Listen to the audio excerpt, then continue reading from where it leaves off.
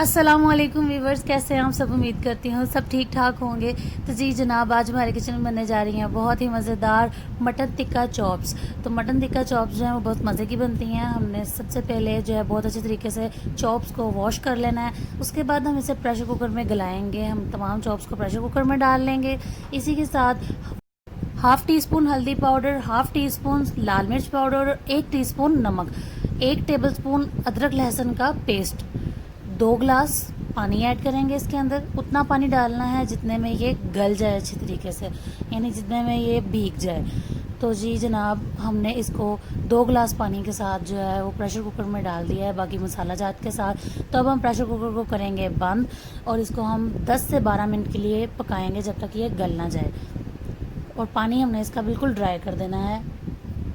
10 minute یا 12 minute کے بعد ہم جو ہے تقریباً 12 منٹ کے بعد پریشر کوکر کو کھولیں گے، اور اگر اس کے اندر تھوڑا سا پانی ایکسٹرا ہوا تو اس کو اچھے طریقے سے ہم خشک کر لیں گے۔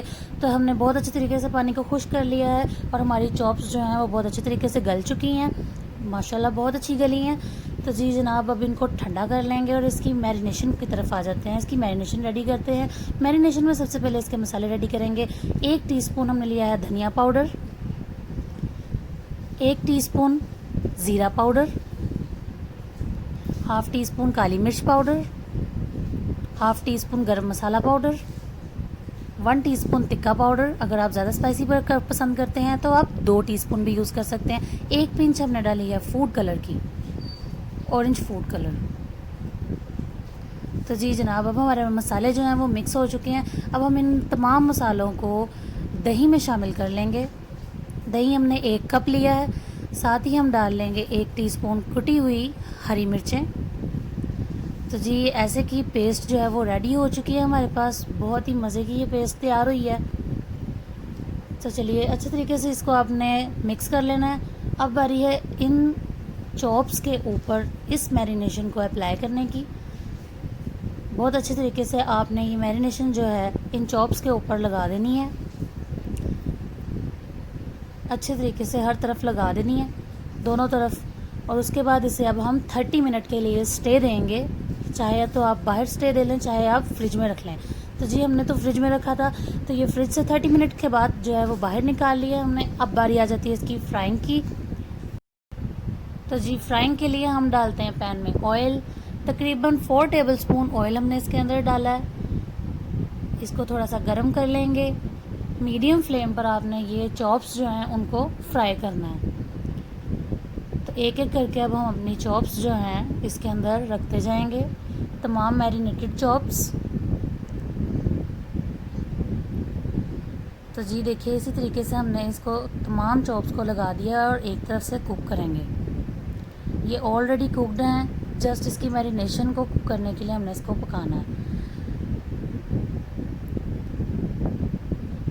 ماشاءاللہ دیکھیے کتنا خوبصورت کلر آیا ہے، بہت ہی پیارا گولڈن براؤن سا کلر آیا ہے اس کے اوپر۔ ایک طرف سے یہ پک چکی ہیں، ان کی سائڈز چینج کر لیں گے۔ ماشاءاللہ بہت پیارا کلر آیا ہے۔ تو جی اسی طریقے سے باقی کی بھی سائڈ چینج کر لیں گے۔ اب اسی طریقے سے ہم اس کو دوسری طرف سے بھی پکا لیں گے۔ تو دیکھیے کتنا پیارا کلر آیا ہے، بہت ہی مزے کی چاپس ریڈی ہوئی ہیں۔ اب ایک ایک کر کے ان کو ہم پلیٹ میں نکال لیں گے۔ تو اس کا بیسٹ پارٹ اب ہونے جا رہا ہے جو کہ مجھے بہت پسند ہے۔ دیکھیے بہت پیارا کلر آیا ہے۔ تو ساری چاپس ہم نے پلیٹ میں نکال لی ہیں۔ اب اسی کے ساتھ اب ہم کرنے جا رہے ہیں اپنا بیسٹ پارٹ جس سے اس کا ٹیسٹ اور زیادہ مزیدار ہو جائے گا۔ تو اس کے لیے ایک ہم نے پیاز کا سلائس لیا ہے، اسی کے اوپر رکھیں گے دہکتا ہوا ایک کوئلے کا پیس۔ 1 ٹی اسپون اس کے اوپر آئل ڈالیں گے اور ساتھ ہی اسے کور کر دیں گے تاکہ کوئلے کا اسموک اچھے طریقے سے چاپس کے اندر ایبزارب ہو جائے۔ تو دیکھیے اسے اب ہم ریموو کر لیں گے، پیاز کو بھی ریموو کر دیں گے۔ تو ہمارا تمام تر ٹیسٹ اس کے اندر آ چکا ہے۔ پلیٹنگ کی باری ہے۔ تو جی پلیٹنگ ہماری کچھ یوں کر کے ریڈی ہوئی ہے۔ بہت ہی مزے کی یہ چاپس ریڈی ہوتی ہیں، آپ بھی ان کو ضرور ٹرائی کیجیے گا۔ اور ان چاپس کے ساتھ رائتا ضرور بنائیے گا، کیونکہ یہ کیچپ وغیرہ کے ساتھ یہ اتنی مزے کی نہیں لگتی جتنی یہ رائتے کے ساتھ مزے کی لگتی ہیں۔ تو جی یہ رائتے کی ریسیپی میں آپ کو بہت جلد دوں گی۔ تو تو جی اسے اب ہم ٹیسٹ کرتے ہیں. بہت ہی مزے کی یہ چاپس ریڈی ہوتی ہیں. اگر آپ کو میری ریسیپی پسند آئی ہو تو میری ویڈیو کو ضرور لائک کیجیے گا. مجھے کمنٹ میں ضرور بتائیے گا کہ آپ کو میری ریسیپی کیسی لگی, اور اپنی فرینڈز اینڈ فیملی میں بھی اس کو شیئر کریں. اسی کے ساتھ آپ میرے چینل کو سبسکرائب کر دیجئے اور ساتھ میں بیل آئیکن کو بھی ضرور پریس کر دیجیے گا. اپنا بہت سارا خیال رکھیے گا, مجھے دعاؤں میں یاد رکھیے گا. اللہ حافظ.